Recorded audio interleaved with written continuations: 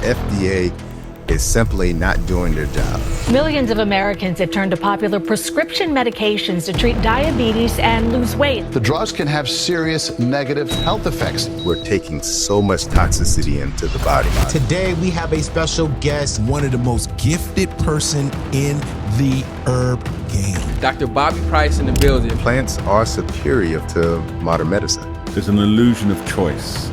The only thing that could save you is prevention. Hey, it's Joe Best, and welcome back to another episode of Plant-Based News, where we interview incredible people in the plant-based sphere. Today, I'm interviewing Dr. Bobby Price, who is incredible. He's a former FDA employee. He was a pharmacist, and he started writing people plant-based prescriptions once he realized the power of a plant-based diet to support people on their healing journey. He then took this a step further and started creating lots of content on YouTube to help people really take control of their health and well-being. He traveled the world to blue zones and other places to learn about herbalism and the most effective diets for longevity and well-being. And now he helps people with detox programs in groups and one-on-one to really take control of their health. He has a wealth of information in all spheres, and what's really important is he has some incredible mindset tips. I love the things this man says. It's amazing. I found it really helpful researching him, and now you get to find out just incredible he is. So without further ado, welcome to the show, Dr. Bobby Price. How are you doing? Man, thank you for having me here. Glad to be here. It's really great to meet you. So I found researching your whole sphere fascinating because it's very broad and it just seems like you've been on such a journey. But what I'm curious about is, how did this all start? How did you end up as doing what you're doing now? What was the journey into this lifestyle? So to be honest with you, the first door was I just wanted to find truth. I knew I was going to go into healthcare. And I was inspired by my grandmother passing away. She passed away from colorectal cancer. And that really sort of left a mark on me. And I said that I was going to go into healthcare and I was going to be one of the people like in the movie The Medicine Man and find natural cures. And so that was really the first door. I wanted to do healthcare. I loved it. And I was inspired by the movie. And so, but when I got into healthcare, it was nothing like I envisioned it, like in my heart and in my mind. So I get there. I initially worked for the FDA as a grad student. And then I graduated, started working in the hospitals. And it just seemed like an assembly line. It just seemed like it was never ending. And to back up a little bit, I got diagnosed with high blood pressure when I was 16. And this was despite the fact that I was an athlete. I only had like 7% body fat. Played 2 sports in high school, played sports in college, still had high blood pressure at 16. And so as I'm in the hospital working and trying to help people, I realized that I probably should help myself before I help somebody else. Sort of like what they say when you're on an airplane, put on your mask before you help somebody else with theirs. And so that was my incentive. I said, if I could help myself with high blood pressure, well, at the very least, I could show the vast majority of people coming in there with some sort of chronic illness. Most of them have high blood pressure. So if I could solve this issue for myself, then I could share this with the people. And so I went on that journey.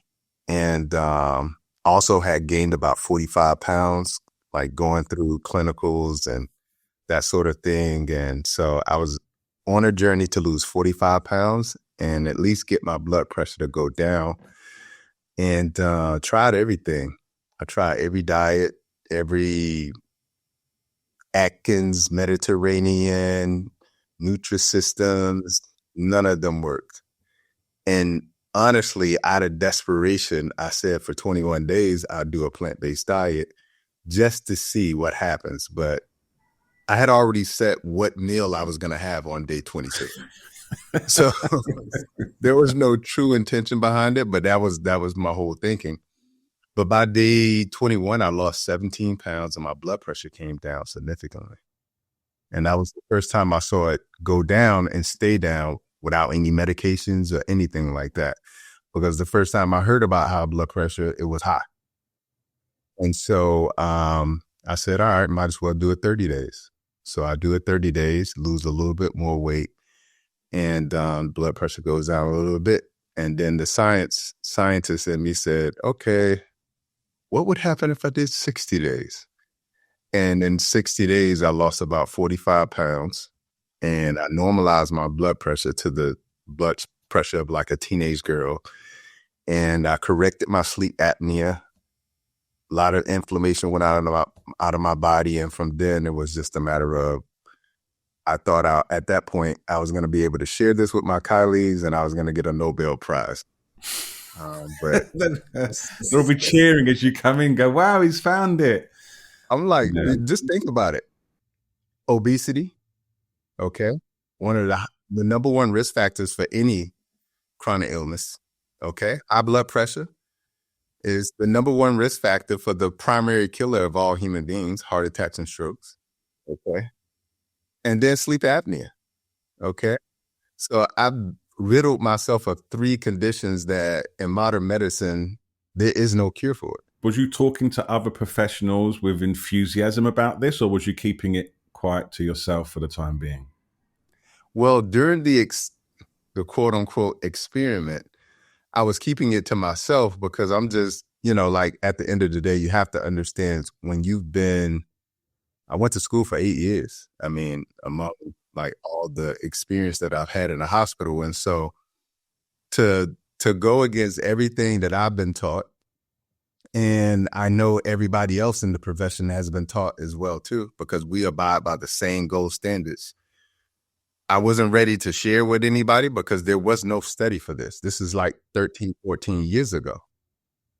And so like, although there were some pioneers in the field who had started this journey before me, it wasn't as cool as it was 14 years ago. Like I wasn't even familiar with the term vegan, like when I was actually vegan. And so it just was not popular. And so for that reason, and then also in science, you have to think one isolated case does not make, make it science. And so like for me, I was keeping it quiet for that reason, but the patients were noticing. They were coming in, like, oh my God, I got a visible neckline now. My white coat is hanging off of me. I look 10 years younger. My energy is different. And they want to know like what is going on, like share the secret. And so it was really the patients that I started talking with first because they took very quick notice of it. I would go out on a limb to think that most of my colleagues thought that I was probably sick. To see that amount of weight loss and that short period of time, like they were thinking like, well, maybe he has something going on. Some people, you would see the looks, but you didn't hear anybody, nurses, doctors, pharmacists, or PAs. None of them said anything. Was you a pharmacist? Yes. Was you right? Because I remember you mentioned something about you started writing patients plant-based prescriptions. So what happens is like, so the patients are asking me like, what's going on? Like, you look 10 years younger. Like, so I tell them what I've been doing for the last 60 days and how it's helped me. Hey, I have high blood pressure. I don't have high blood pressure. And I just made some lifestyle modifications. And they're like, whatever you're doing, write it down. So I didn't have any paper on me. So I'd take out my little prescription pad and just write down exactly what I did for 60 days. And then I would hand it to them and say, all right, you just go home, start eating like this, do these exercises, drink these herbal teas, et cetera, for 6 days, stay away from these things. And they would come back 30, 60 days later, like it's working. It's literally like someone going up to the patient and be like, shh, do this. It's like on the low key. Yeah, and which amazing. Is crazy. It's also crazy because most healthcare practitioners don't know you can write a prescription for a diet. You can write a prescription for a gym membership. You can do all of these things, but they're so taboo. They're so taboo in a world that is filled with litigation. that people are afraid to do it because they're afraid of what happens when I don't give them the prescription. That's what most practitioners are afraid of. But I was a little bit naive and early in my career, so I thought, why not? I mean, it's just food. Yeah, but you was being guided by this doctrine that you said at the start, which is find the truth. Truth. Yeah. You know, I think if like doctors, what is it? Do no harm. And that's Yeah. kind of being overlooked sometimes, or maybe more often it needs to be. But if they had that other one, which you've added, which is find the truth. Yep. That would, if that was a guiding principle, it would open up a lot more minds, right? To look at what's really working. Man, it would not only open up a lot of minds, but it would help us see that we're not addressing the actual cause. We're only addressing the symptoms. And I think it's that sort of thinking that I've been taught this. If they have this condition, I go through, if they have high blood pressure, I give them a diuretic, which is a water pill. After that, I can give them an ACE or a ARB. And then after that, I can give them a beta blocker. It's just robotic work. Okay. But when you're searching for the truth, all of that goes out of the window. Right. It's amazing. I want to go a little bit back to your personal story because we want to get into this in a bit. But there seems to be two fronts in which you've really excelled. And one is your own journey through the medical profession and becoming a plant-based advocate.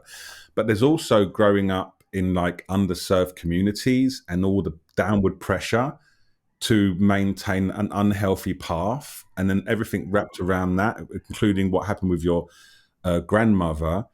And so how did you navigate through that path as well to start becoming on this journey? Because that's quite a path in itself, right?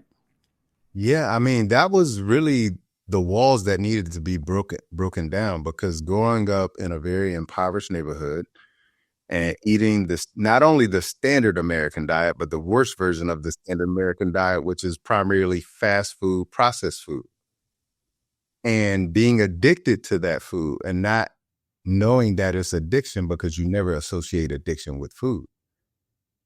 And so navigating that, also the culture and traditions around that food, in my community, gatherings are like cemented with food at the center of it. And all of that food is the cause of all of our illnesses. And so when I lose the 45 pounds and I look at that moment, I looked exactly like I did in high school. Mind you, I was an athlete in high school, athlete in college. I go back home, go to my family, and they see me, and the first thing they say is, "You look sick." Everyone thinks you look sick, brother, and you're being the most healthiest. Yeah, the healthiest I had ever been and experienced in myself, in my body. But again, it was the cultural norms and the cultural ideas about what you should be eating, because in my community, the idea of not eating meat and eating healthy was taboo. Like, it was like, what kind of food is that? Like, that isn't food. And so, for me, I had the conviction of the fact that I was watching people come into the hospital, my age at the time, in the late 20s, having heart attacks and strokes. And I realized I had been living with high blood pressure for almost 10 plus years. And at some point, that was going to be me. So despite the fact that I was getting the ridicule, getting the jeers and the laughs and the jokes, what I started explaining to people was that I see you come into the hospital every day. Yeah. I mean, it's really amazing what you're saying, because you're someone that's seeking the truth, you're interested in it, and you have high blood pressure, and you're in the medical profession, and you're open-minded, and it still takes 10 years to connect the dots. That's how heavy this programming is, right? That indoctrination, because, in undergrad, I got a degree in exercise physiology and chemistry. And so when you get that scientific base, and then now all you want in your heart is to become, whether it's a doctor, a pharmacist, or whatever it may be, it is an arduous process. It is not easy. And when you finally achieve that, and you finally get to wear your white coat, and you finally get to have your colleagues be other doctors, and they call you doctor, It's the very exciting moment that you don't want to let go of. You know, and when you start going down this other path of talking about, well, I don't think this is the highest form of medicine. I think it's actually one of the lowest forms of medicine. And yeah, and so for me, it was like, all right, so I think that plants is medicine. That's what healed me. And now I'm having the data to show me that it wasn't just a singular act. Now it's working in people, whether they're tall, skinny, black, white, multiple conditions, singular conditions, it didn't matter. So, right. What was your mindset that drove you forward? Because I'm envisioning from what you said, there's a time where you're not supported in your own community because people don't understand what you're doing, and you're not supported in your professional community. You're literally going, but I know this is the truth. So what made you go, right, I'm just gonna I never thought about that. I remember, so I had started working with some physicians at a clinic, implementing some of the lifestyle modifications that I was doing with people. Luckily, these physicians were open to it. And my graduate school came to me and said, hey, we want to send students there. They loved what I was doing. And then when I told them that I was leaving the practice to go to Japan to study people who live to 100 and eat primarily a plant-based diet, they told me I was making the worst decision I could ever make. Like, I'm ruining my career. Like, you know, like I would go out on a limb to think that they thought that maybe I was going cuckoo. And what I will tell you, what pushed me forward was the fact that I just always believe that truth is the highest version of yourself.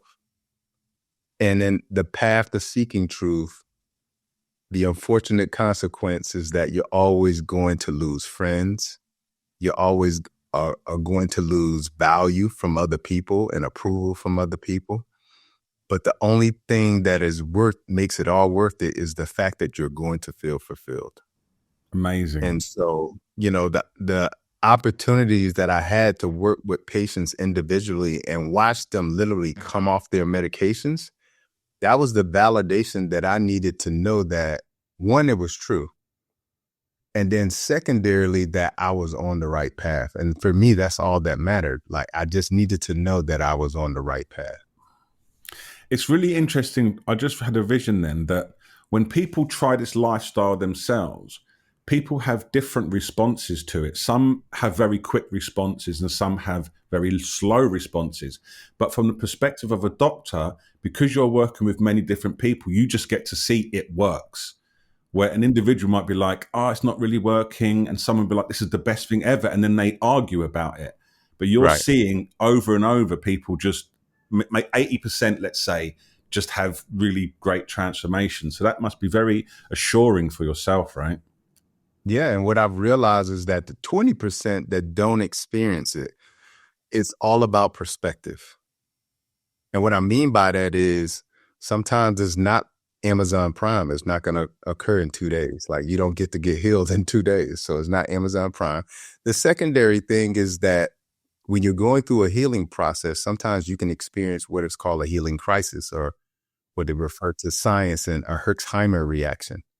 And that Herxheimer reaction is your body removing toxicity from it. So you experience withdrawal symptoms like nausea, vomiting, inflammation. And people interpret that as, oh, plants aren't good for me. They're hurting my stomach. They're causing me to react. I'm throwing it up. I'm gagging every time I have to eat it, or I'm craving this. All of that is just signs and symptoms of withdrawal. And so their interpretation of the transition or the experience is really the problem.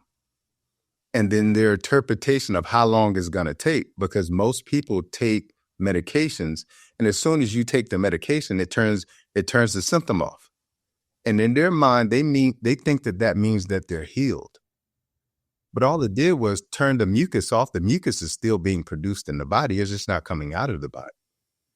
But it's just like a bowel movement. You'd rather have it out than in at the end of the day. So it's all about the interpretation of the experience. That is really clear, because I always used to think to myself, if I get a headache from a hangover, I'm okay with that. But if I Yep. get a headache from a detox, it's an emergency and it needs to Right. stop immediately. Immediately. I'm allergic to it. Yet the same person, and I used to do this when I was you go out and you literally drink something that's toxic and you wake up and you go, oh, I've got such a bad hangover, guy. Yeah. And then someone does a detox and it's like, oh, I need something to eat. I can't do it. So you're right. It's really about the perspective. I just want to go back to a bit we jumped over a bit that I find fascinating. I've never met, they may exist, I've never met a plant-based doctor who decided to go to some of the blue zones and Africa and India and Thailand. Your quest for first, your thirst for truth is so powerful that you just upped and went to Japan, Okinawa. Yeah. Yeah, I had to. Because again, like, I think the difference is when you experience it for yourself, like you get to feel the energy flood back into your body. You get to feel what it feels like to sleep better after going through sleep apnea for a number of years. You get to experience what it feels like to feel that weight drop off of your body and actually see the difference in your body. So to be able to fully experience it, to go through that metamorphosis and that transition of being very, very unhealthy on the borderline of having a stroke, to now being at a point where a stroke is not even possible for me. And not only that, I feel like I did when I was maybe 15 years old. And to go through that is like, okay, if that's just that has to be just the tip of the truth. It has to be, because I learned this by myself. Now, imagine what happens if I go to another country, another culture, and learn what they learn about it. So you went to Japan, Africa, Thailand. Was there any, in terms of the cultures that you met, was there any commonality? These are plant-based, that they mostly eating plants, or is it maybe just less meat than normal Western societies? Well, I specifically moved to Japan because out of the blue, I got an offer to come there to work in a hospital. And the first question I asked them when they sent me the email and then we did a phone interview was, hey, is there any way possible you can introduce me to the people who are in the blue zone, the people who are living to 100 and primarily eating a plant-based diet? And the guy had no idea who the people were, but he was like, I'm sure I can make that happen for you. So I said, all right, I'm coming. So that was my primary reason for going to Japan, because I had read this book called Ikigai. And in the book, it talks about how they have a blue zone there and people live to 100 and they have this very peaceful lifestyle and eat primarily plants. And so when I get to Okinawa, I found out very quickly that not all of the island is like that. And so initially it was like, I was kind of distraught. I'm like, wait, this is not what I read about. And then finally I get the opportunity to meet some friends there, start taking karate, and then they take me to the part of the island where these people exist and ogami. And I get to see their lifestyles. I get to see what they eat. I get to see how they live. I get to hear how they talk and how fluid they are in their 80s, in their 90s, in their early 100s, walking up hills, riding bikes. And so being there for 4.5 years, I just felt like I learned everything I could. And when I got ready to leave Okinawa, the whole idea was, well, what else is out there? And the first thing I thought was, well, maybe I could go to, Thailand, learn a little bit about how to cook healthy, because they make some of the best foods in the world. And they have monks there, and I can do a little bit of meditation. And so went there for a couple of months. And then after that, I went to India to study yoga and meditation and deep diaphragmatic breathing that they call pranayama, and Ayurvedic medicine. And that was really amazing. So I stayed there. And then after there, it was like, well, I need to learn about herbs. I want to learn more about herbs. And so I learned a lot about places in Africa that learn so much about using herbs and how a lot of people would actually refer to the bushman in the village. They didn't have access to hospitals. And I'm like, well, that's the person you want to learn from, because they don't even have the alternative. And so that's why I ended up in Africa as well, and just traveling all around these places and leading me from one place to another. This is the same theme. This quest, this thirst for truth, just keeps drawing you. Like, you actually want. Like, I've read about the Blue Zone Okinawan's, but it's never occurred to me to actually go and see if they exist and what they're actually doing. So you did bring up a good point here. You started to talk about herbs, and that's one of the things I want to talk to you about. Why do you believe herbs work? I believe that all food has a different purpose. All right. So when you look at foods that are colorful, they have different colors, have different intentions in the body. Okay. So if you go with all the blues and purples, you're going to get a lot of anthocyanins. Okay. You go with the reds and yellows, you're going to get a lot of vitamin C. You go with all the greens, that's where you're going to get a lot of magnesium. You know, you go with the herbs, what you're going to get is a lot of medicinal properties, especially if you're going with the bitter herbs. And the bitter herbs are the ones that we don't want.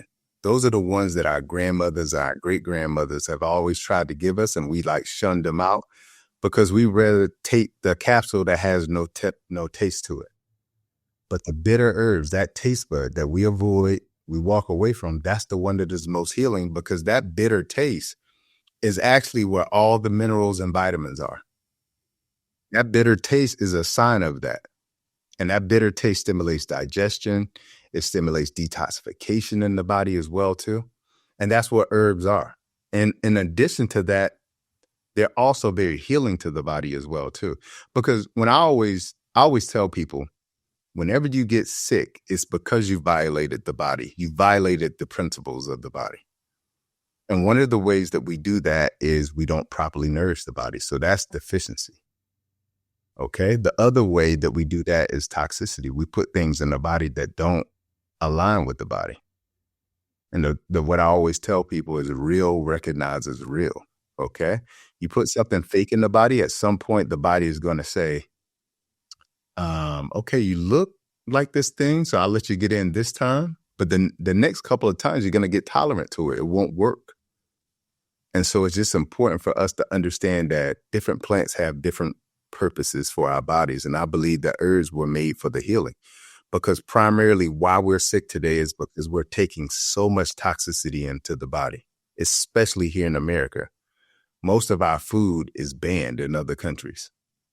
There are things that are in our foods, the same chemical will be in paint thinner. So when you start to think about our food and how dangerous it is, when you understand chemistry the way I do, you understand why herbs become very significant and purposeful. And I learned that when I was, especially in Okinawa, how they drink certain teas daily. All right. Same thing when I went to China. Same thing when I went to Thailand. Same thing when I went to India. They would drink these herbal teas daily for those reasons. So I want to go a bit deeper into this belief that herbs work. So in your book, Vegetation over medication, right? And the tagline is, plant medicine are superior to pharmaceuticals. Yeah, essentially, the myth, lies, and truths about modern medicine and foods.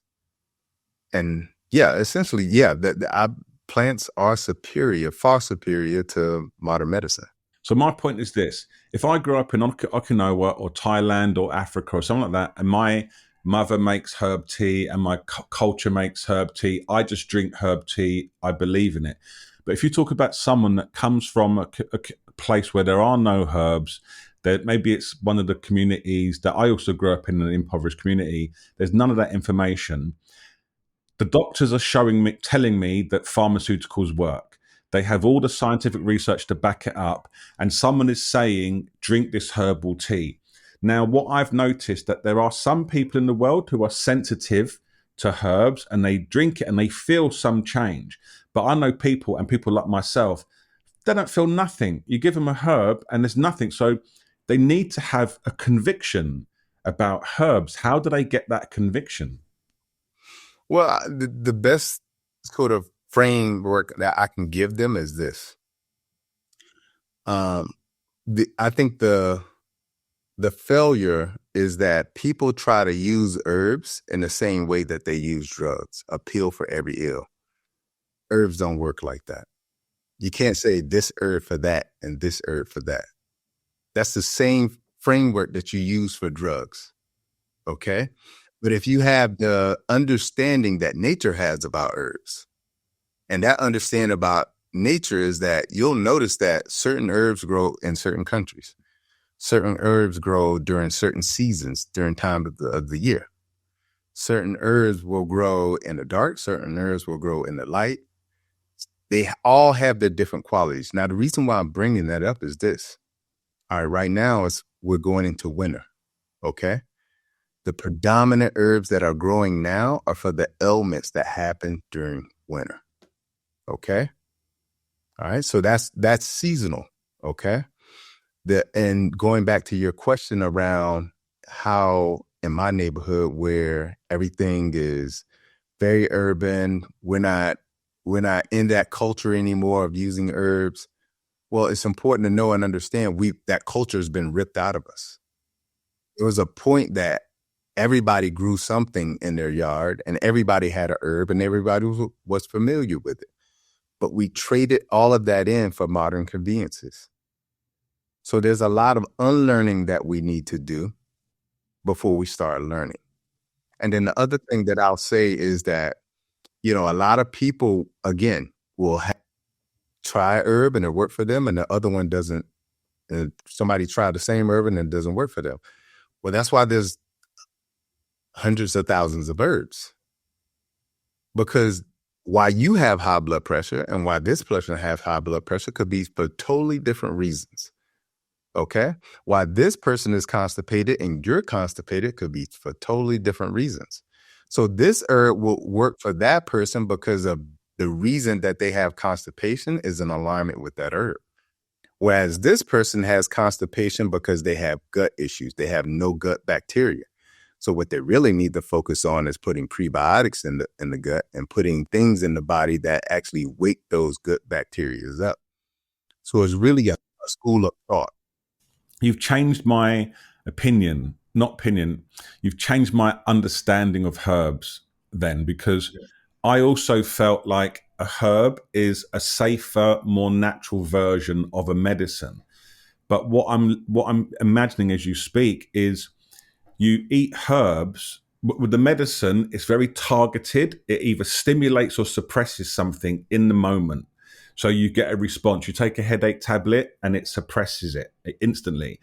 It feels like when you're eating herbs as part of your program, you're giving your body a selection of resources that it can use when it wants to, which is a totally different way of looking at healing the body.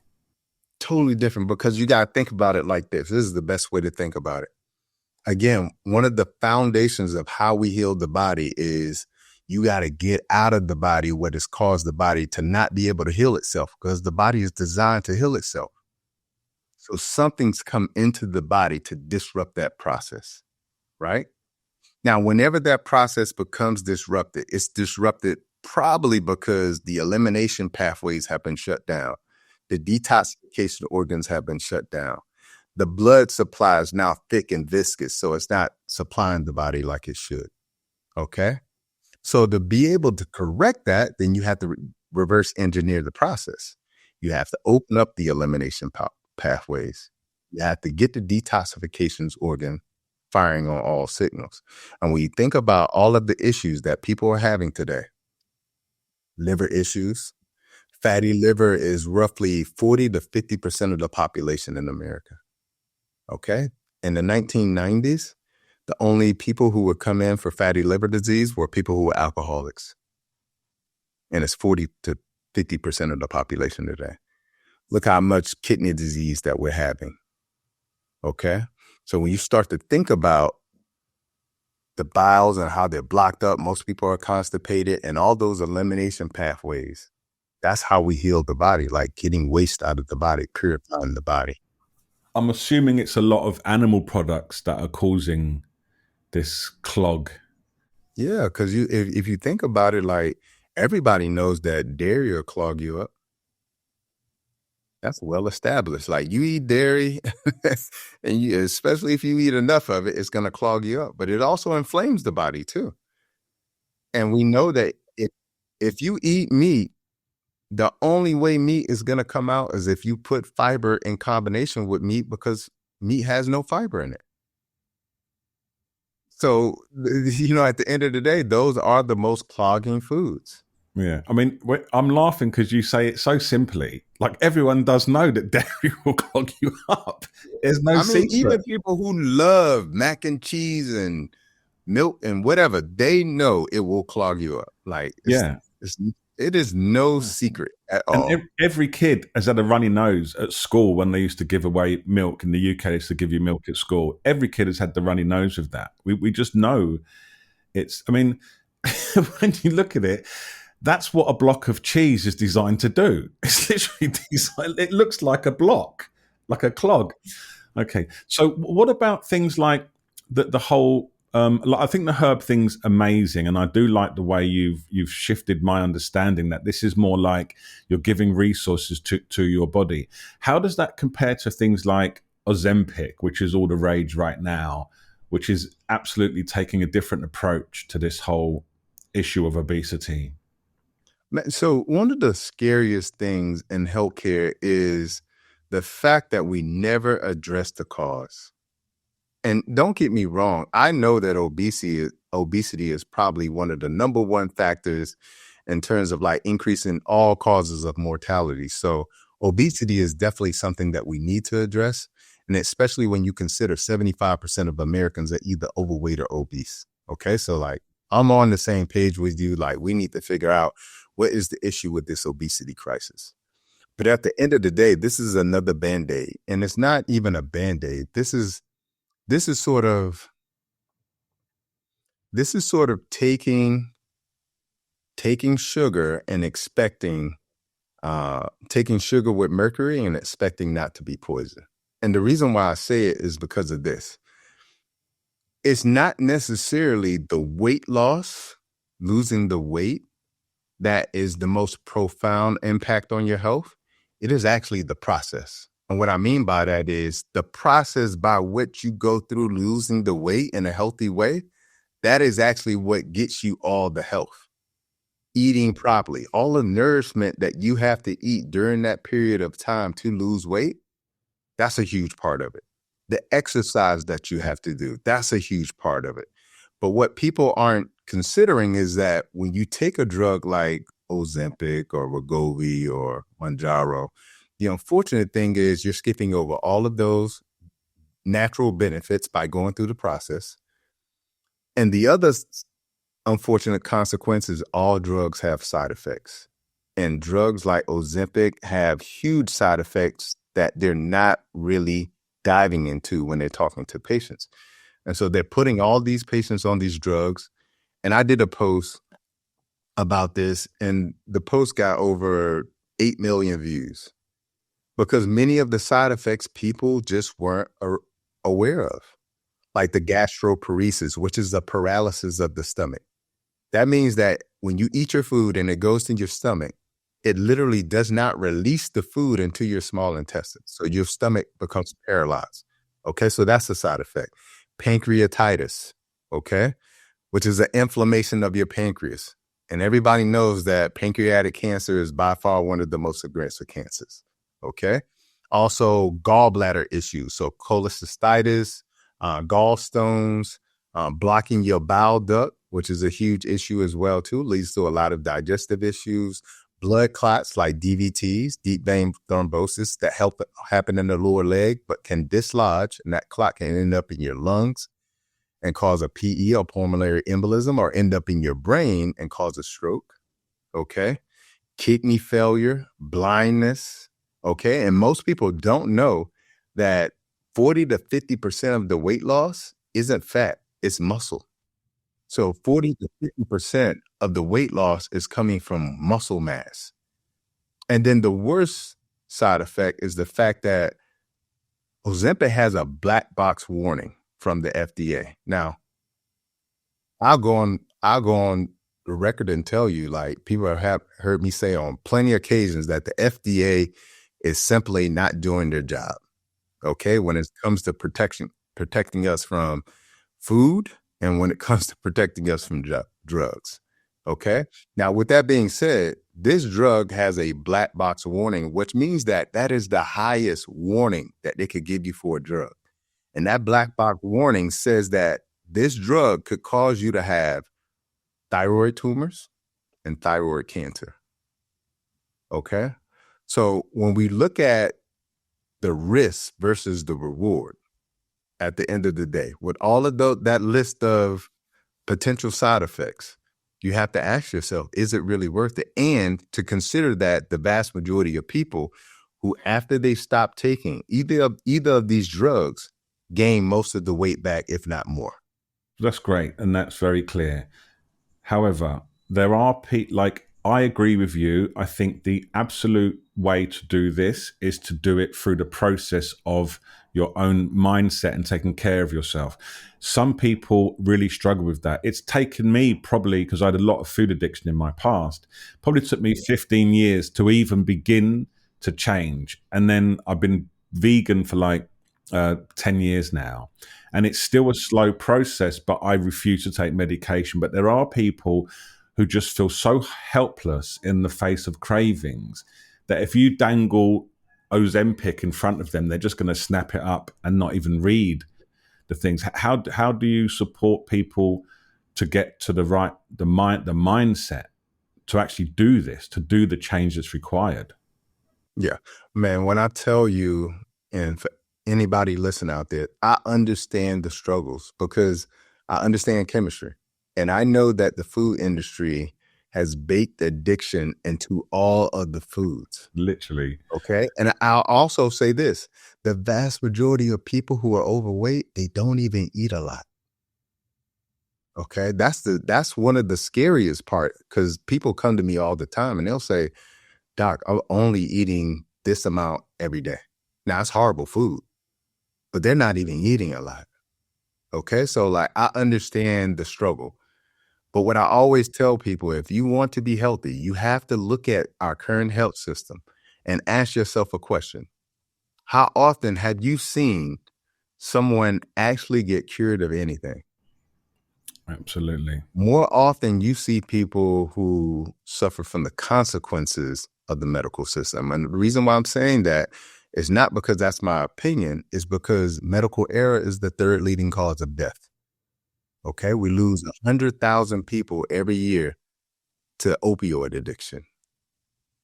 Okay, they said that 678,000 Americans die every year from chronic food illness. That's more soldiers that have died in every American war, and they're dying every year.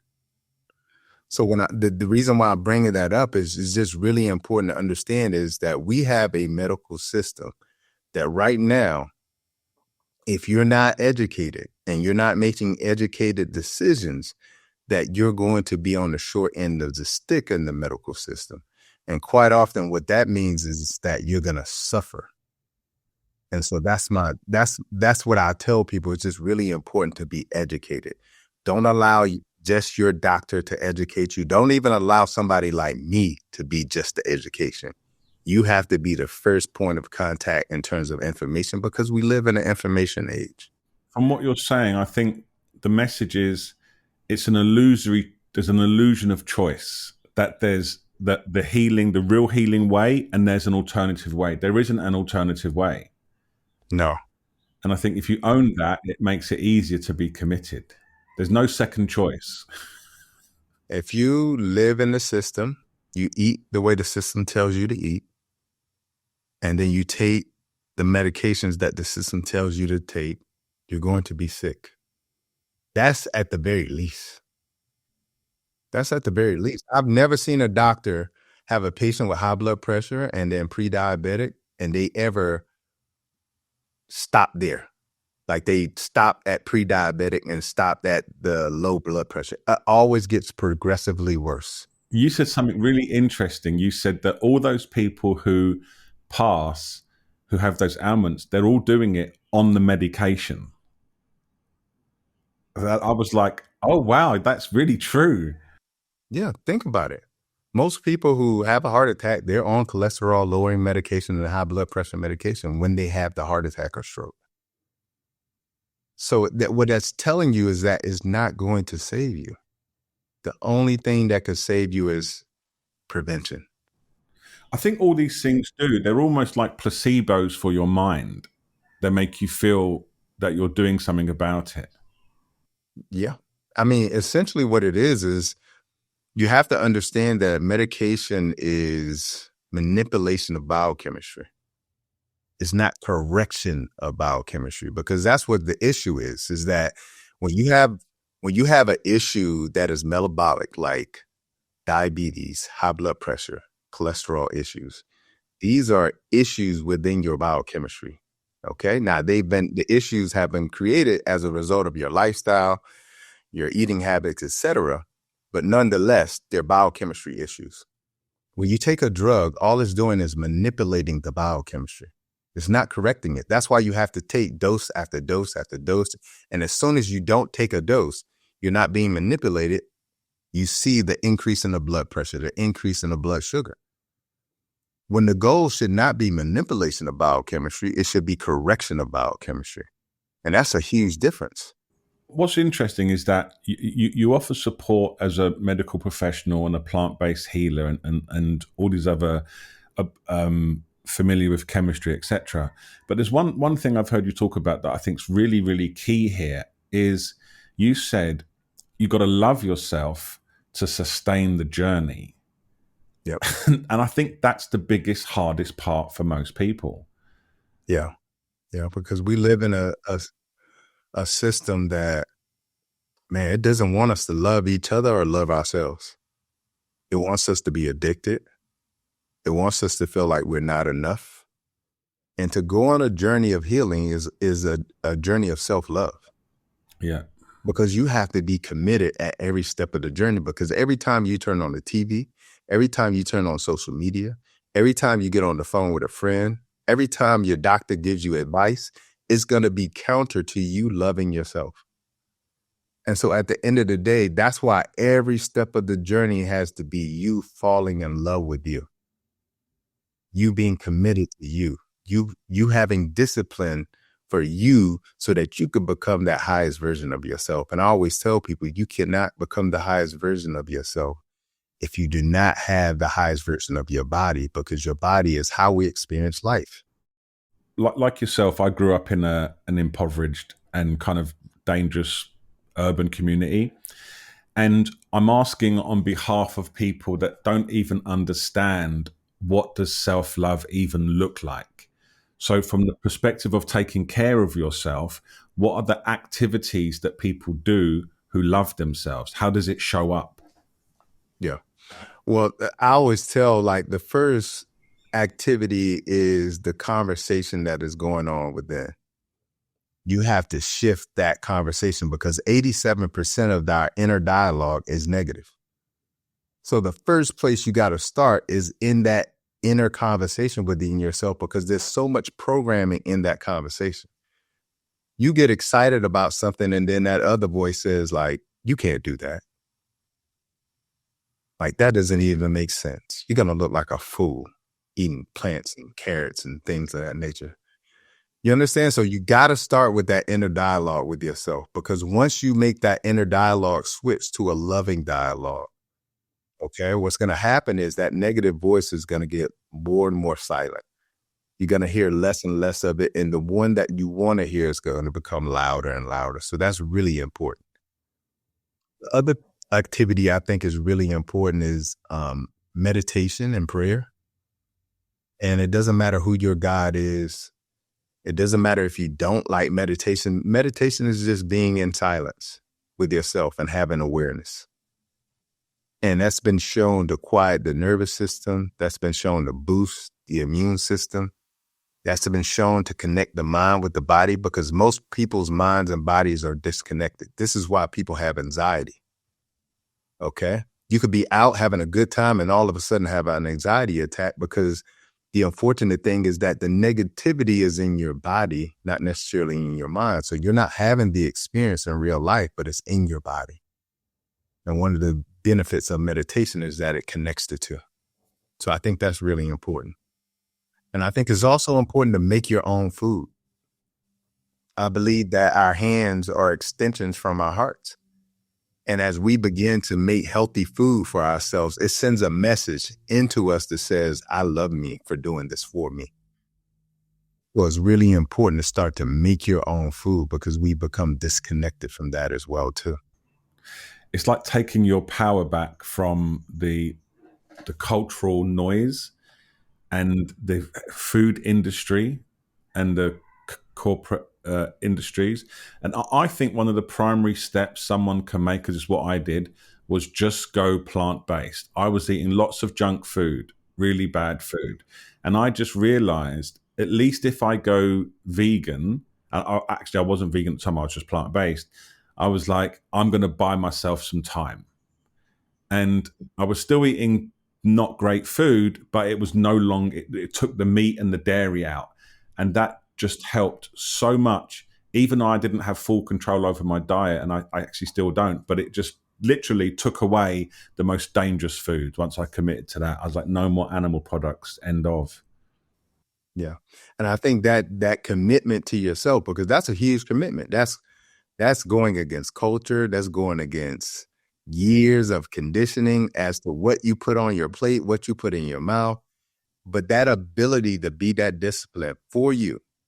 And then when you're doing it, you're thinking, I got to do this for me because I want to be around. Again, it's just sending a signal to you that, man, I do love me. Because every time you do something counter, you're saying, I don't love me. Now, you may not be hearing that verbally, but your body is picking up the message. Because every time you go to eat something you shouldn't be eating, most people know what they shouldn't be eating.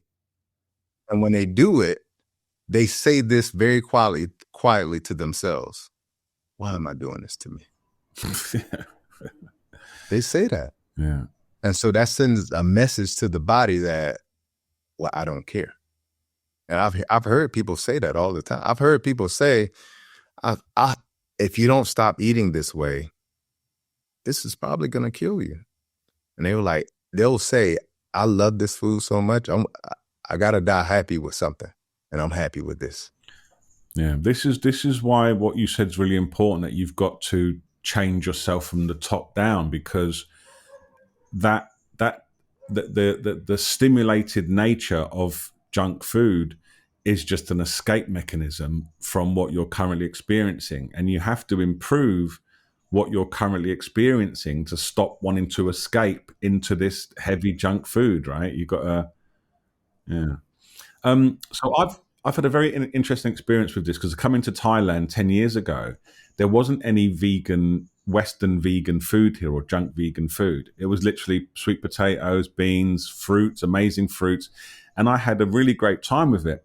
And over the last couple of years, I've noticed, because of my previous habits with more junky food, I've noticed the vegan food is starting to sneak back into my diet. There's now vegan cheese in every shop and most restaurants. There's vegan burgers. There's vegan meatballs.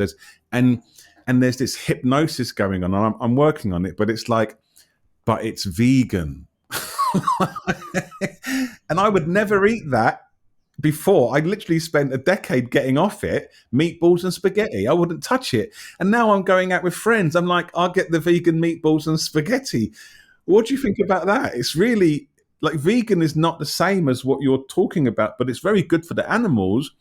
But I'm noticing it's not as bad as animal junk food, but I am noticing it's retarded my progress. Yeah. What I'll tell people is, you can't just do it for the animals. You got to do it for you too. And people forget that part. Because at the end of the day, the unfortunate thing is that the vegan movement has become hacked by the same food companies that are producing the same junk food that is killing us.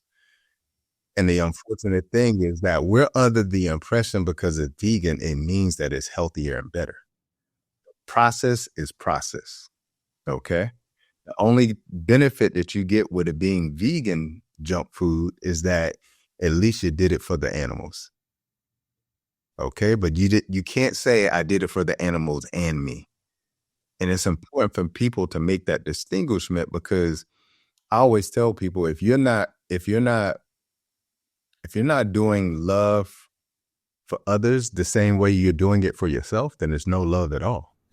Yeah, the way I look, that's a very good point. The way I look at it is, if you're already healthy, you might not get so sick on vegan junk food. But if you're already unhealthy, you won't get well on it.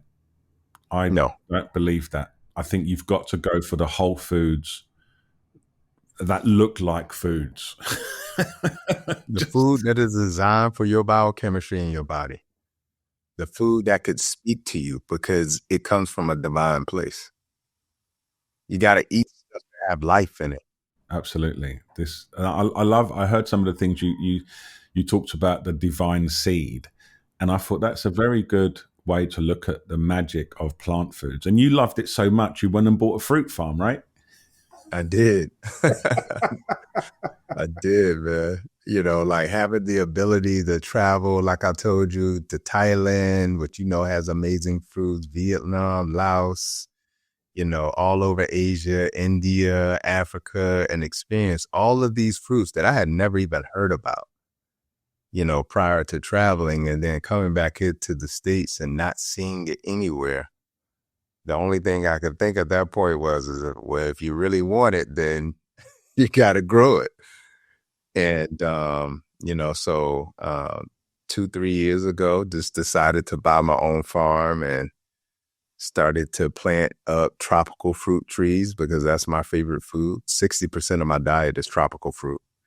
And so it's been a beautiful process, learning how to grow, learning how to be in sync with nature, and also being able to share those fruits with the world. I mean, we send fruit boxes all the way to Alaska.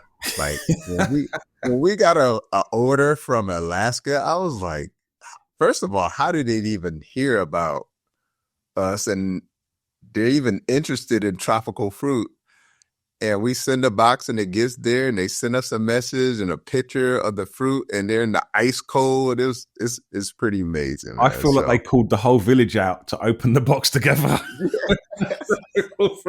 Yeah, man. So beautiful farm. Got some beautiful chickens on there, and they just roll around the place. And yeah, it's my sanctuary. Is this a bit of a nod to your great grandmother who also fed off the land? Yeah, man, absolutely. Because I didn't mention this in the story. Like, much of what I've done has been dedicated to my grandmother. But I remember the day she passed away, and as I'm sitting there, like on the front row crying, I see my great grandmother, her mother, get up and walk up to the casket. She was 105 at the funeral. My grandmother was 67 years old when she passed away from colorectal cancer. And in that moment, all I could think about, this is not the way it's supposed to be. It's supposed to be the other way around. But when I moved to Japan, what I noticed was the Okinawans lived like my great grandmother did, who lived to 105. She lived off the land. She ate what she grew. And so that was definitely a huge nod to my great grandmother. So I feel like both your great grandmother and great grandmother were like really epic teachers in their own way. It reminds you a bit like Scrooge and Christmas Carol. It's like the future and what it could be like, and they're both there teaching you this wisdom. And unfortunately, obviously, she passed young, but yeah, the message landed very well. Yeah, man. I bought some fruits to share with you, man. Fortunately, I can't give them to you, but like, this is my absolute favorite fruit in the world. Is that zapote? This is actually soursop. No, soursop, yes. Yeah, so this is my favorite fruit in the world. Very medicinal, good for cancer. Tastes like a sour apple Jolly Rancher. So that's soursop. We grow that on the farm. I have about 25 to 30 of these trees. Wow. Wow. I have noni. Okay. Noni is a very, very popular fruit in the Caribbean. but popular for boosting the immune system, cleaning out the body, and really good once it's fermented to put fermented foods in your body. So this is noni. And then this is sugar apple. It's in the same family as soursop. Okay. It's sugar apple. And despite the fact it is very sweet, it's actually good for diabetes. It's amazing, mate. Gotta love nature. I have a noni tree in the garden that I didn't plant. It just appeared. And I don't eat it because I remember it being so bitter and nasty. Oh, it is. Oh, it definitely is. Okay. I want to say one of your... Go on. It definitely is. That's why I tell people, like, I don't eat everything for taste. But I want to say one of your quotes that made me laugh my head off, man. Someone was talking about your detox herbs, and they said that they don't like the taste.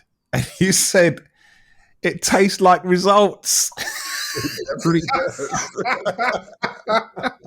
I'm going to start eating from that noni tree, and I'm just going to be like, this tastes like results. Man, but I tell you, yeah, that tastes like a winner. So you're doing a detox soon, right? In January, or is it an online detox? Yeah, so everything is online. I've been doing it for the last 6 years. And so every 3 to 4 months, I do a group detox. We'll have anywhere from, 800 to 1,000 people come in there who are wanting to go plant-based, ready to get waste out of their bodies, that feces, gut, and things of that nature. And so they're doing my detox for 30 days. They're eating plant-based for 30 days. They're coming inside of the group. I'm doing coaching in there as well, too. And so if you think like in the hospital, those experiences that I was having when I was just writing stuff on a prescription pad, like that was really cool. But this is like the ultimate because I get to hear and experience what people are going through, the highs and the lows. Like you said, like this tastes horrible. And then by day 6 or 7, they're like, you know what? This is not so bad. And then on day 14, they're experiencing better sleep and better energy and so forth and so on. So I get to go through their journey with them and then get to kind of hand walk them through their journey. So it's a beautiful thing to kind of watch people experience it for themselves. 800 to 1,000 people. Your grandparents and great-grand, would they be very proud, mate? That is a lot of people to take through this journey. My mom, she has a name for us now. She's like, "Oh, when's your next parting of the sea?" That's really good, man. That's brilliant. Brilliant. I love it, man, because people are so different when they come out on the other end. Because one thing that you were hinting to was people never consider what it feels like to take care of yourself for 30 days, to be committed to yourself for 30 days. And that's one of the biggest things that people walk away with, other than the friendships that are created. But saying to themselves, like, I haven't taken care of myself. I've been taking care of other people so long that I didn't even know, like, I've been neglecting myself like this for this long. So I just really enjoy walking people through that journey. And so I do the detox with everybody as well, too. Right. And what's the website where they can find out about this? Yeah, they can go to drbobbyprice.com. Okay, good. So last question then, how do you envisage the next part of your journey? Man, so I thought the farm was enough, to be honest with you, because that was like the big dream. And so now I've purchased some land in Jamaica, and I'm building out a retreat center there, so that people, instead of just doing it online, they'll have the opportunity to come to Jamaica and experience it there as well, too. So amazing. That's where the dream goes. And hopefully I could be there 1,000% of the time and hang out with the animals and eat fruit and crack coconuts open and, blaze some trails there. Amazing, man. I wish you all the best on your journey, man. You've done amazing work so far, and I'm sure there's more to come. Yeah, thank you so much. I appreciate the opportunity. Yeah, man, it's been amazing. Thank you.